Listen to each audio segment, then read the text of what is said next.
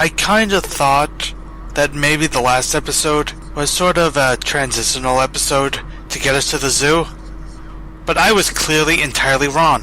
This is a transitional episode. Oh, bless you, serialized fiction. Oh boy. So this episode called Gem Heist, I just realized I'm not sure if there was an actual gem heist of any sort. I mean, there were gems attempting to perpetrate a heist. Sort of. Yes, it was the beginning of a gem heist, maybe. Yeah. Which I guess doesn't roll off the tongue as well. I suppose it's got some of the elements of a heist movie going on, where, like, they're all making the plan of how to break into the place and getting into character, coming up with wacky schemes. It just goes in interesting directions, as Steven Universe does. Yes. Or Esteban Universidad, as it may be. Yes. In this episode, Steven and the Crystal Gems arrived in the human zoo, or at least the entrance of it, but noticed two amethyst guards right outside. They realize they have to blend into their environment, so Garnet unfuses. The plan is for Sapphire to pretend Steven is the latest human offering, Ruby is her guard, and Pearl is her, Pearl. Amethyst, meanwhile, grows in size to fit with the other amethysts. The other amethysts are not letting them through at the time, but then Holly blew Agate. Agate? Agate. I always want to say Agate. I know, it's spelled Agate, but it's pronounced Agate. Shows up and sees Sapphire's there, so because Sapphires are important, she lets them in. I think Sapphire was referred to as an aristocratic gem in The Answer. So, yeah. So they let them in, barring Amethyst, who has to stay with the other Amethysts. Holly mostly just shows Sapphire around, praises Blue and Pink Diamond, while everyone has to just play their role. When they eventually get to the door leading to the zoo, the plan ends up being for Sapphire to distract Holly with a problem with the ship. However, they're unable to open it before they get back, and Holly takes Steven away to be taken with the other humans. He goes through a conveyor belt where he's examined and put into new clothes before ending up in some sort of lake in a more jungle-y area. He then finds two humans with his dad, as the episode ends. Oh, so much happens in 11 minutes. Yes. I'm still a bit confused whether Holly Blue is a specific type of agate. Like, I thought Holly was like, this gem actually has a name of her own, which would be a new one. No, I'm pretty sure, I have to assume they're all Holly. Somehow. Yeah.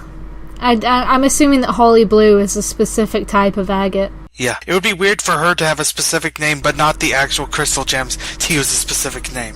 Yeah.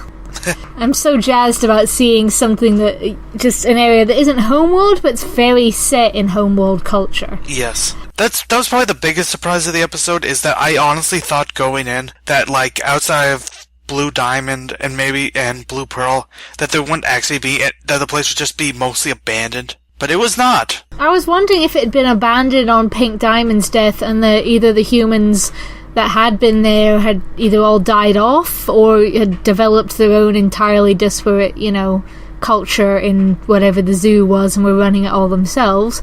And it was neither. It seems to have just been cared for and maintained the whole 5,000 years. So we get to see amethysts as they're supposed to be, and they all have the same terrible sense of humour, which is great.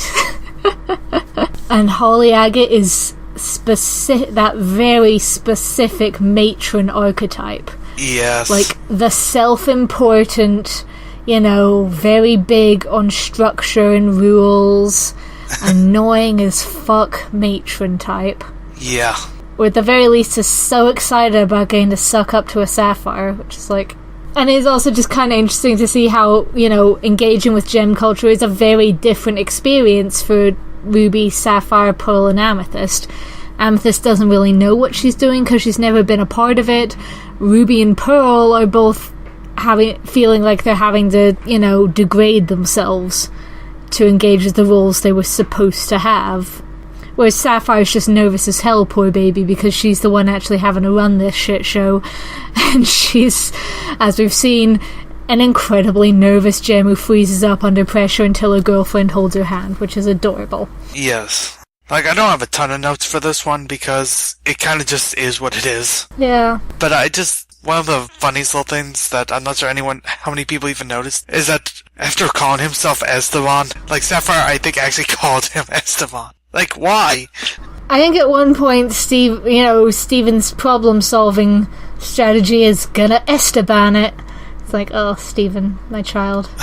Whereas at another point, Ruby's problem-solving strategy is to just scream, run at the door, and then fall over sadly, which is one of my favourite problem-solving strategies. Yeah, that was the best. And it's prompted by Holly Agate running over and shouting about how they do not run or shout in these hallways. Yes, of course. I do love how, even though there's burn marks on the door, she thinks it was the Amethyst who did that. Yeah, like I said, she's that fucking annoying matron character who is, on the other hand, very easy to manipulate, because you just have to feed her stories that conform to her worldview. Yes. Like, everyone is an idiot except her and Sapphire and the Diamonds. So, yeah. I have to say, also, I really like, just before they go in, and, like, they're all discussing the plan, and I think someone's like, is it going to work? And Sapphire's immediately just, no. But I love how sweet it is after that, where she goes, but let's change the future. Yes, and I love how she was, like, sweating because she knew she was so nervous. Because she can see all the terrible ends to the future all the time, which is fair enough. But I love how also she remembers Ruby changed the future once before, so she's like, let's go change the future. That's great. I was also this episode where I realised, when I first watched these two, I hadn't quite realised why Garnet specifically was so afraid of Blue Diamond, and it was just seeing Ruby and Sapphire again that reminded me, oh yeah, in the answer we saw Blue Diamond threaten to break Ruby for daring to fuse with Sapphire, and there's the implication that Sapphire herself was probably also in a lot of trouble. So, yeah, they have every reason to be fucking terrified of running into Blue Diamond and being very relieved that they just narrowly missed her. Yeah. I also have to say, Holly Agate, I keep talking about how fucking annoying she is, and she is, but she's, that doesn't mean she's a bad character. She's very, she's a very distinct character, she's very functional in the role she's in, and I do kind of like her funky hair. Yeah.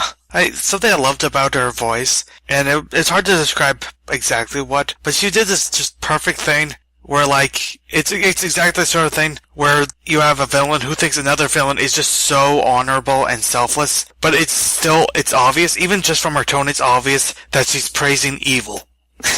Like, it's exactly the type of tone you could only get in this very specific situation. Oh yeah, she's such a toady. Yes. Absolute toady. And she derives her own self-importance from being attached to these powerful figures, regardless of the morality of anything they're doing, which it just doesn't seem to enter into her head at all. Yeah. And then I love that Ruby's plan was to scream, "Explosion!" She just screams it like, what? That was her plan. Oh, I love you so much, Ruby. Yeah. My precious small children.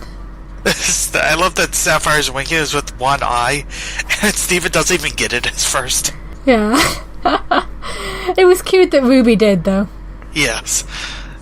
But yeah, you can't exactly wink when you have one eye. Yes, but she can try. I kind of wondered when Steven was getting, like, sucked into the zoo, if the machine was going to flag up somehow that he's part gem.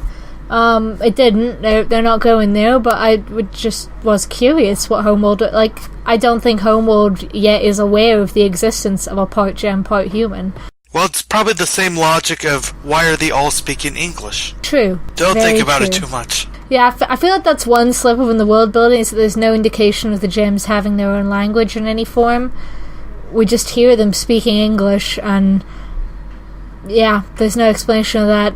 Although, this is an instance where I'm inclined to give Rebecca Sugar the benefit of the doubt, because she's very much earned it. Yeah. Like, I'm unwilling to believe that it's just been completely slipped up. Like, I mean, I know it's a kid's show and little kids probably aren't thinking about it, but she has shown signs of putting a lot of thought into things that older viewers will notice. So I'm willing to believe that Rebecca Sugar actually has fully explained reasons for this. I more think it just really doesn't matter. It's just like, whatever, just tell your story. We don't need more complications over this. I'm nitpicky about world building, I want to know. Oh yeah, funny little coincidence, by the way, the latest Xenoblade part I put up has an explanation for, actually it goes into, like, something relevant to that. Like, cause all the characters in that game speak English. And they kind of, like, acknowledge that that's weird. I just remember that. Yeah. Well, I mean... Yeah. It does feel like something you should at least acknowledge, even if the explanation is going to be completely half-assed, like, you know, the Babelfish translator, or Miss Martian, like, by the way, I'm acting as a psychic translator, so we're all hearing the languages we understand, which is an explanation that I like and took all of, 2 seconds to explain. Yeah. I did like, probably one of the cutest moments is after they leave, to go to the ship, Ruby just exclaims that how angry she is at all this. See, and how angry she is at this blue diamond and everything. See, it's fusing in love. Something about that's just really cute. It is adorable. Just Ruby is the small angry baby who is so angry at anyone who doesn't love her gay love for her girlfriend. Yes. Just want to set Ruby loose on homophobes the world over. Be great.